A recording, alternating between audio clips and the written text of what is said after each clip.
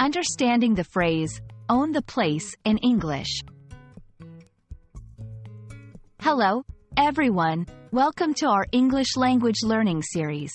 Today, we're going to explore the meaning and usage of a popular English phrase, own the place. This phrase is commonly used in everyday English, and understanding it can really help you sound more like a native speaker. Let's dive in. Firstly, let's look at the literal meaning of the phrase. Own means to possess something, and place refers to a location or space. Literally, it might imply that someone has legal possession of a place.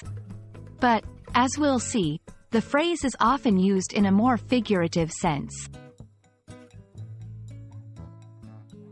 In everyday English, own the place is used figuratively. It describes someone who is extremely confident and comfortable in a particular setting, as if they owned it.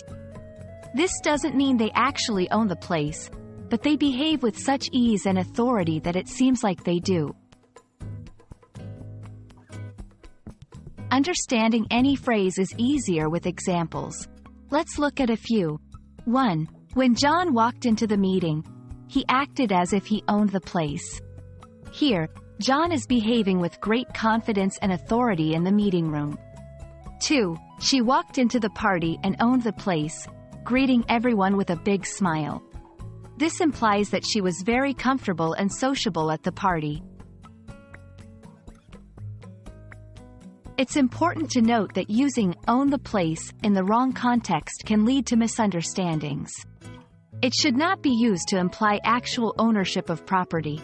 Also, it's often used positively, but can sometimes have a negative connotation if someone appears overly arrogant. I hope this video has helped you understand the phrase, own the place. Remember, it's all about the context and how it's used in a sentence. Happy learning, and see you in our next video.